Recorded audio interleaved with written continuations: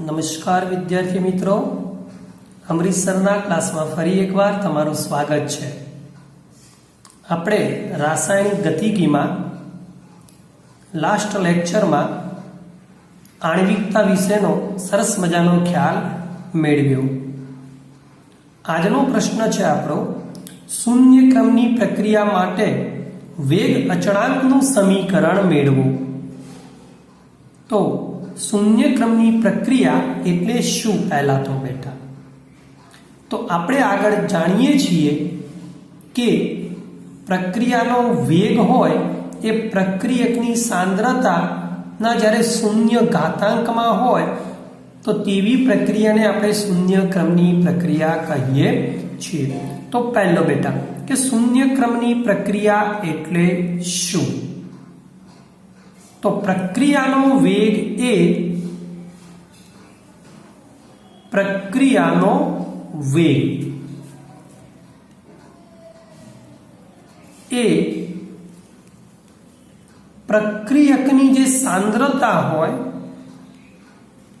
પ્રક્રિયકની સાંદ્રતા હોય એ સાંદ્રતાના શૂન્ય ઘાતાંક, સાંદ્રતાના શૂન્ય ઘાતાંક ના સમપ્રમાણમાં હોય છે બેટા. સમપ્રમાણમાં હોય છે. બરાબર ધ્યાન આપીશું કે શૂન્ય ક્રમની પ્રક્રિયાનો અર્થ શું થાય? તો પ્રક્રિયાનો વેગ એ પ્રક્રિયકની સાંદ્રતાના શૂન્ય ઘાતાંકના સમપ્રમાણમાં હોય છે. ધારો કે આપણી પાસે કોઈ પ્રક્રિયા છે R થી P. સમજીશું બેટા. ધારો કે કોઈ પ્રક્રિયા છે, આપણી પાસે કોઈ પ્રક્રિયા R થી P. R એટલે પ્રક્રિયક અને P એટલે નિપજ છે. હવે આ પ્રક્રિયા માટે મિત્રો મારે વેગ લખવો હોય તો વેગ ઇઝ ઇક્વલ ટુ, મેં તમને પહેલા પણ શીખવાડ્યું હતું, વેગ is equal to minus dr by dt is equal to k એટલે વેગ અચળાંક અને r. પરંતુ આપણી પ્રક્રિયા શૂન્ય ક્રમની છે તો પ્રક્રિયકની સાંદ્રતાનો ઘાતાંક કેટલો લેવાનો? 0. Minus dr by dt is equal to k r ની 0 ઘાત. આપણે જાણીએ છીએ કે બેટા પરંતુ r ની 0 ઘાત કોઈ પણ સંખ્યાની 0 ઘાત એકમ હોય ઇઝ ઇક્વલ ટુ 1 થાય. તો આપણો પ્રક્રિયાનો વેગ બન્યો, વેગ is equal to minus dr by dt is equal to k. હું આ dt અને માઇનસને પેલી બાજુ લઈ જઈશ તો આપણું સમીકરણ બનશે હવે dr is equal to minus k into dt બને. હવે આ સમીકરણમાં બંને બાજુએ સંકલન લેતા, બંને બાજુએ સંકલન લેતા બેટા, સંકલન લેતા શું થાય? તો સંકલન of dr is equal to minus કે અચળ છે, અચળનું સંકલન વિકલન ન હોય, સંકલન ઓફ dt. ઓકે, તો જવાબ આવે આપણો dr નું સંકલન r is equal to minus k અને dt નું સંકલન t પ્લસ કોઈ સંકલન અચળાંક i ઉમેરવો પડે, જ્યાં i ઇઝ ઇક્વલ ટુ સંકલન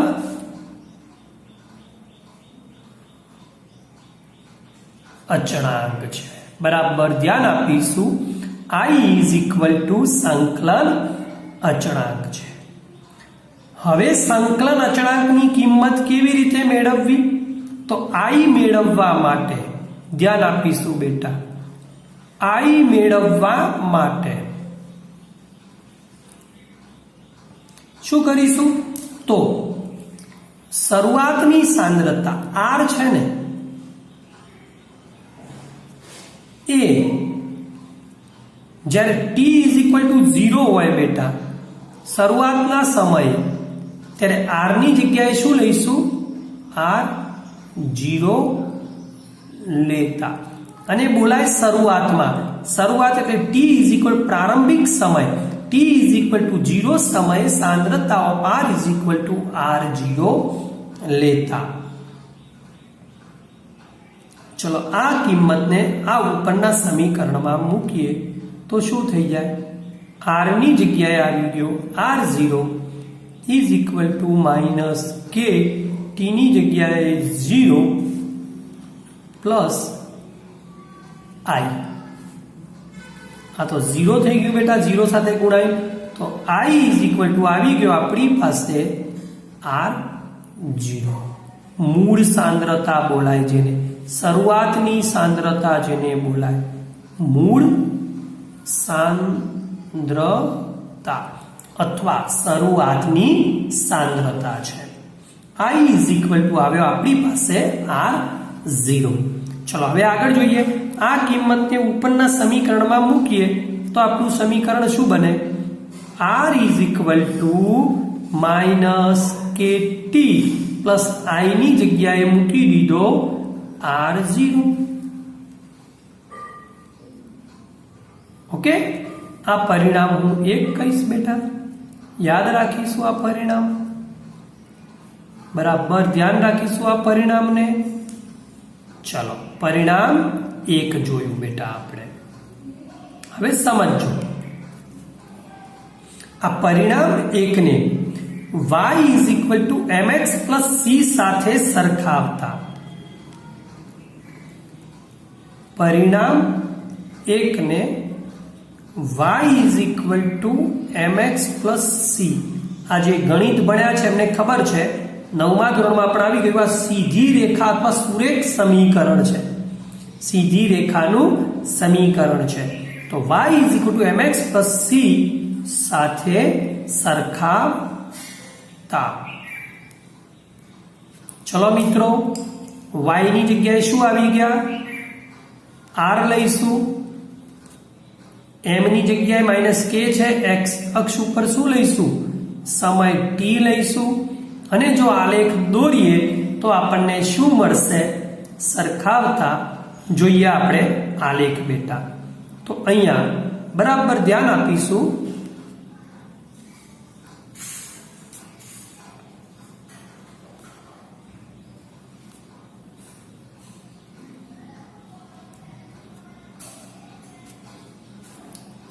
અહીંયા સાંદ્રતા y અક્ષ ઉપર r અને x અક્ષ ઉપર t સમય લીધો બેટા. મીન્સ સાંદ્રતા વર્સિસ સમયનો આલેખ દોર્યો તો શું આવશે? સાંદ્રતા વર્સિસ સમયનો આલેખ. હવે બે વસ્તુ ધ્યાન રાખવાની. આપણો ઢાળ છે ને માઇનસ છે, ઢાળ છે ને માઇનસ છે, અને R0 જેટલો આંતરછેદ છે. જ્યારે પણ ઢાળ માઇનસ હોય ને ત્યારે નીચેની તરફ ઢળતો આપણો સીધી રેખાનો આલેખ મળે છે. સીધી રેખા અને આપણો આ જે આવ્યો ને એ ઢાળ આવ્યો. તો ઢાળ ઇઝ ઇક્વલ, ધ્યાન આપીશું બેટા, ઢાળ ઇઝ ઇક્વલ ટુ માઇનસ કે. અને અહીંયા જ્યાં ટચ થયો એને કહેવાય આંતરછેદ. કેટલો આવ્યો? R0 જેટલો આંતરછેદ મળે છે. ફરીથી જરા એને લખાણ સ્વરૂપમાં લખીશું. તો પરિણામ 1 ને y is equal two mx plus c સાથે સરખાવતા y અક્ષ ઉપર શું લીધું? સાંદ્રતા R વર્સિસ સમય ટી નો આલેખ દોરતા બેટા. નો ચલો આલેખ દોરીએ છીએ. નો આલેખ દોરતા તે આલેખ કેવો મળ્યો? સીધી રેખા મળે છે. સીધી રેખા મળે છે તથા તેના ઢાળનું મૂલ્ય યાદ કરો બેટા. ઢાળનું મૂલ્ય ઇઝ ઇક્વલ ટુ માઇનસ કે જેટલો ઢાળ મળે છે અને આંતરછેદનું મૂલ્ય વાય અક્ષ ઉપર જ્યાં ટચ થાય ને, આ અક્ષ વાય છે બેટા, આ અક્ષ એક્સ છે. વાય અક્ષ ઉપર જ્યાં ટચ થયો, જ્યાંથી શરૂઆત થઈ એને કહેવાય એનો આંતરછેદ કેટલો મળે છે? R0 મૂળ સાંદ્રતા જેટલો મળે છે. બરાબર ધ્યાન આપીશું. હવે આ તો આલેખની ચર્ચા થઈ, સાંદ્રતા વર્સિસ સમયની. પરંતુ આપણો પ્રશ્ન હતો વેગ અચળાંકનું સમીકરણ મેળવો. તો સમીકરણ એકમાં કેને સૂત્રનો કરતા બનાવતા શું થાય બેટા આપણું સમીકરણ? ચલો બનાવીએ. તો આ માઇનસ કેટી છે, સમજી લેજો. એને આ બાજુ લાવી દઈએ બેટા, માઇનસ કેટી ને. તો આપણું સમીકરણ આવું બને. ફરીથી ધ્યાન આપીશું બેટા. આપણે સમીકરણ કેવું બનશે? તો therefore kt is equal to આપણો rt પેલી બાજુ ગયો તો r0 માઇનસ r અથવા t સમય સાંદ્રતા છે તો rt કહો. rt એ t સમય, t ને છેદમાં લઈ જાઓ બેટા. તો k is equal to r0 minus rt by t, જે વેગ અચળાંકનું સમીકરણ છે આપણું શૂન્ય ક્રમની પ્રક્રિયા માટેનું. બરાબર યાદ રાખીશું. પરિણામ 2 આવી ગયું. હવે આપણને એવું કીધું હતું બેટા કે અર્ધ આયુષ્ય સમય પણ મેળવો એનો. તો અર્ધ આયુષ્ય સમય મેળવીએ. ચલો અર્ધ આયુષ્ય સમય મેળવીએ. હવે પહેલો એક પ્રશ્ન થાય આપણને કે અર્ધ આયુષ્ય સમય એટલે શું? તો હું પહેલા વ્યાખ્યા આપીશ તમને કે જ્યારે પ્રક્રિયકની સાંદ્રતા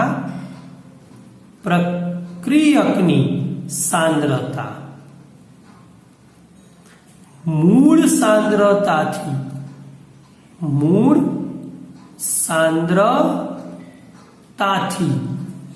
અડધી થવા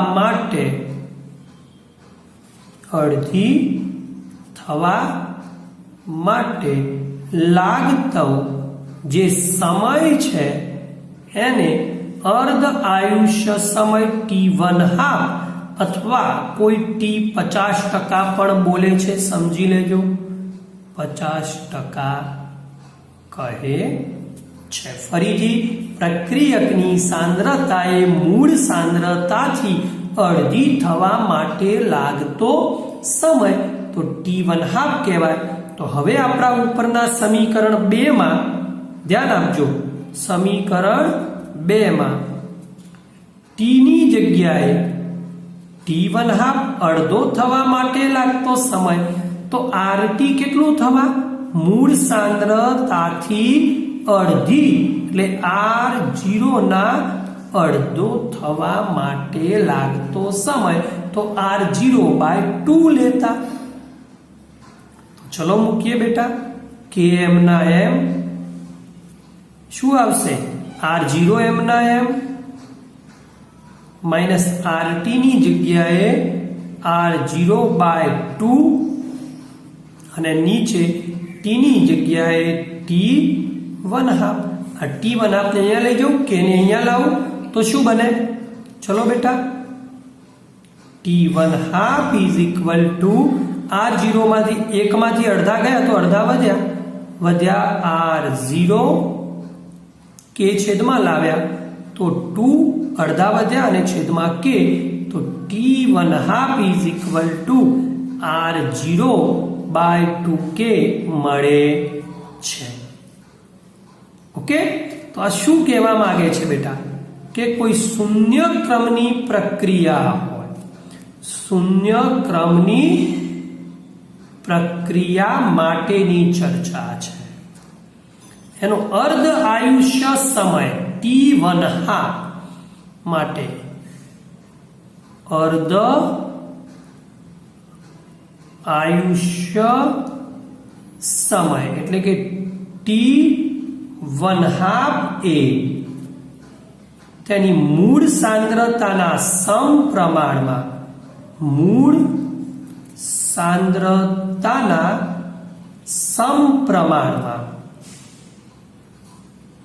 તથા તેના વેગ અચળાંકના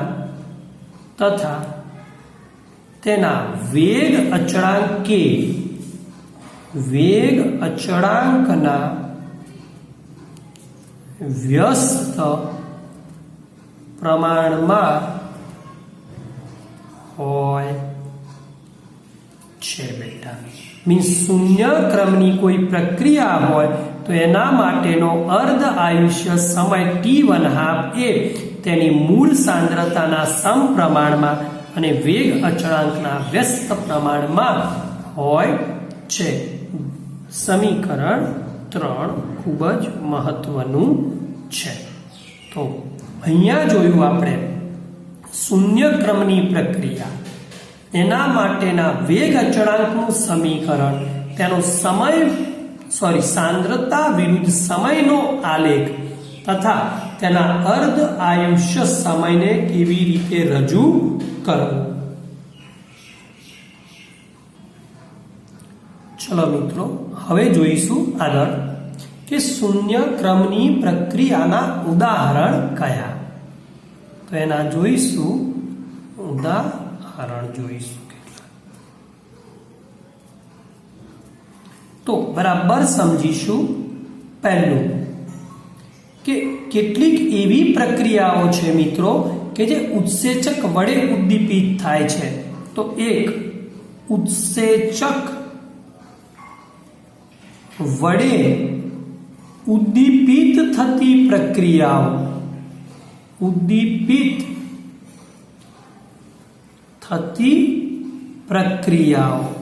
યાદ રાખીશું. ઉત્સેચક વડે ઉદ્દીપિત થતી પ્રક્રિયાઓ. અને નંબર 2, કેટલીક પ્રક્રિયાઓ એવી છે કે જે ધાતુની સપાટી પર બને છે.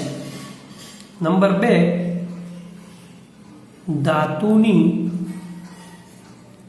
સપાટી પર થતી પ્રક્રિયા. આ બંને શૂન્ય ક્રમની પ્રક્રિયાઓના ઉદાહરણ છે. આપણે એક્ઝામ્પલ લઈને સમજીએ. દાખલા તરીકે કે ભાઈ પ્લેટિનમની સપાટી ઉપર વાયુમય એમોનિયાનું અથવા એમોનિયા વાયુનું વિઘટન. પહેલું ઉદાહરણ યાદ રાખશું બેટા. 1. પ્લેટિનમની સપાટી પર એમોનિયા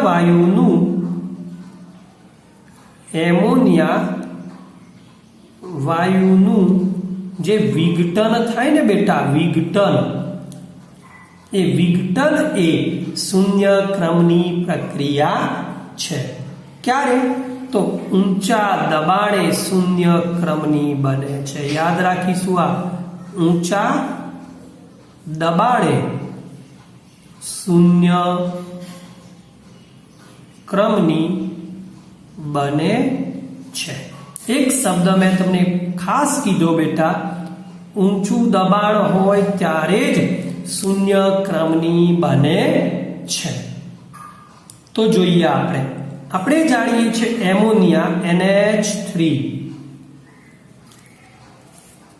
નું વિઘટન બેટા મેં તમને પહેલા જ કીધું પ્લેટિનમની સપાટી ઉપર એટલે પીટી આપણો ઉદ્દીપક થયો અને 1130 કેલ્વિન તાપમાને જો કરવામાં આવે તો આપણને N2 નાઇટ્રોજન અને થ્રાઇસ H2 અહીંયા ટ્વાઇસ NH3 નાઇટ્રોજન ને હાઇડ્રોજન મળે છે.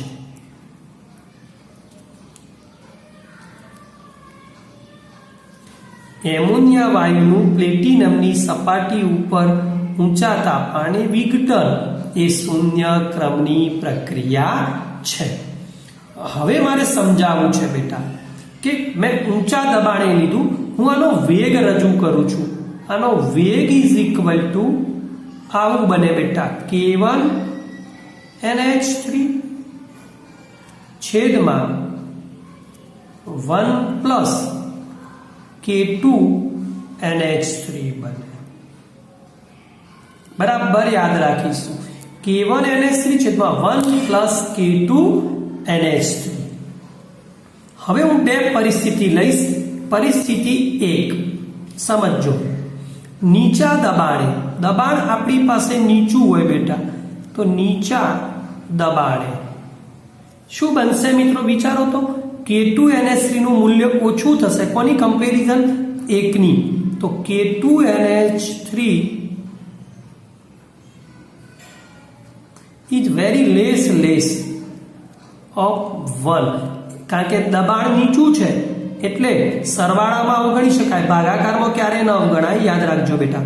તો K2 NH3 less 1 1 કરતા નાનો છે. આખા સ્ટેપને અવગણવામાં આવે તો આપણો વેગ ઇઝ ઇક્વલ ટુ શું બની જાય બેટા? વેગ is equal two K1 NH3 1 ઘાત. મીન્સ નીચા દબાણે પ્રક્રિયા પ્રથમ ક્રમની બને છે. યાદ રાખજો, નીચા દબાણે પ્રક્રિયા પ્રથમ ક્રમની બને. હવે આપણે તો ચર્ચા કરવી છે ઊંચા દબાણે. ચલો જોઈશું ઊંચા દબાણે હવે. પરંતુ ઊંચા દબાણે લઈએ છીએ હવે બેટા. પરંતુ ઊંચા દબાણે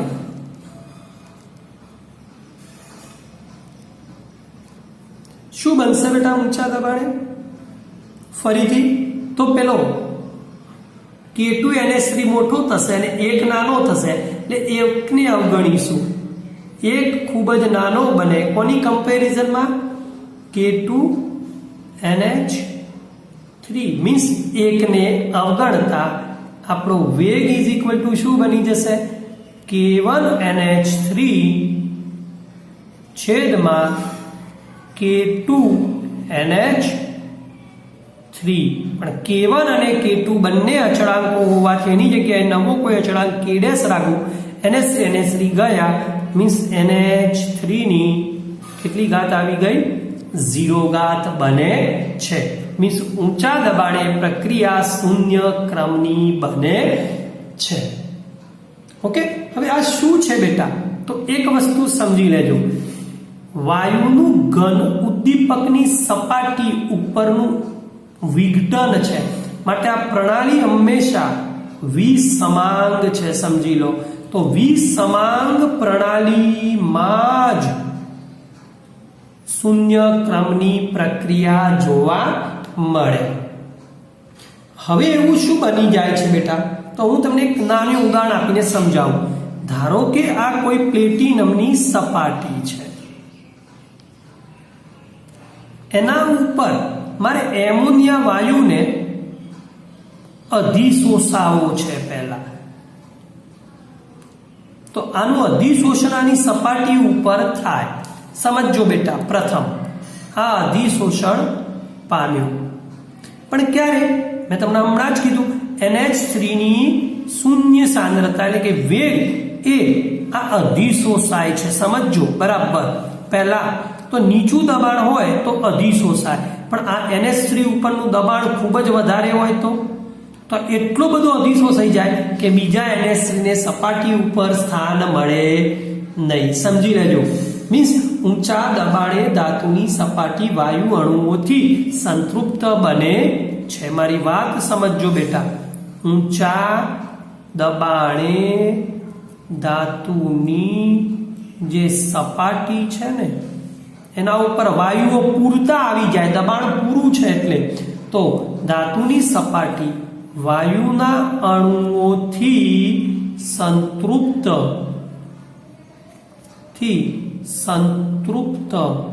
બને છે।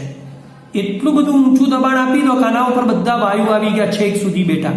હવે બીજા વાયુનું એની સપાટી ઉપર અધિશોષણ થવાનું નથી કે ગમે તેવી પ્રક્રિયા પરિસ્થિતિમાં હવે ઉદ્દીપકની સપાટી ઉપર એમોનિયાની સાંદ્રતા આવવાની નથી। આથી પ્રક્રિયાની પરિસ્થિતિમાં સમજો, આથી પ્રક્રિયાની જે આપણી પરિસ્થિતિ છે એમાં હવે ગમે તેટલું ઊંચું દબાણ આપો બેટા, વધુ ફેરફાર ઉદ્દીપકની સપાટી ઉપર એમોનિયા વધુ લાવશે નહીં। તો વધુ ફેરફાર કરવામાં આવે, બરાબર શબ્દો સમજીશું। આથી પ્રક્રિયાની પરિસ્થિતિમાં વધુ ફેરફાર ઉદ્દીપકની જે સપાટી છે, ઉદ્દીપકની સપાટી, શબ્દો સમજીશું બેટા, એના પર એમોનિયાની સાંદ્રતામાં હવે કોઈ ફેરફાર થશે નહીં। સપાટી પર એમોનિયાની જે સાંદ્રતા છે એમાં ફેરફાર શક્ય નથી, મીન્સ હવે શક્ય નથી, વધુ એમોનિયા એની સપાટી ઉપર આવી શકવાનો નથી। માટે પ્રક્રિયાનો જે વેગ છે ને એ સાંદ્રતાથી સ્વતંત્ર બને છે। આથી પ્રક્રિયાનો વેગ એ સાંદ્રતાથી સ્વતંત્ર બન્યો એ પ્રક્રિયા શૂન્ય ક્રમની બને છે। ઓકે, હવે સાંદ્રતા ઉપર આધાર રાખતો નથી, મીન્સ ગમે તેટલું તમે ઊંચા દબાણ આપ્યા પછી ગમે તેટલું દબાણ કે પ્રક્રિયા પરિસ્થિતિમાં ફેરફાર કરો છતાં પણ એમોનિયા એની સપાટી ઉપર આવવાનો નથી। માટે પ્રક્રિયા વેગ એ સાંદ્રતાથી સ્વતંત્ર બને છે। બીજું એક ઉદાહરણ બેટા બહુ મહત્વનું છે, બી બેટા, કે સોનાની સપાટી પર એચઆઈ સોનાની સપાટી પર એચઆઈ હાઇડ્રોજન આયોડાઇડનું ઉષ્મીય વિઘટન એ પણ એક શૂન્ય ક્રમની પ્રક્રિયાનું ઉદાહરણ છે। શૂન્ય ક્રમની પ્રક્રિયા છે।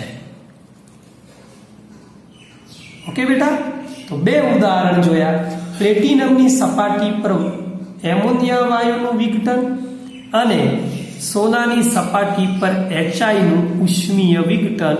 બંને શૂન્ય ક્રમની પ્રક્રિયા છે અને બંને વિસમાંગ છે। કેમ વિસમાંગ?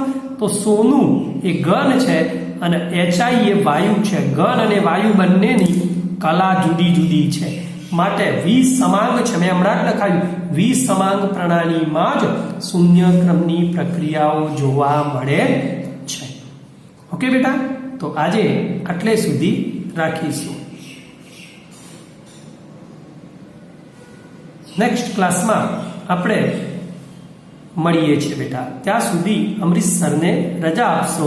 જય શ્રી કૃષ્ણ।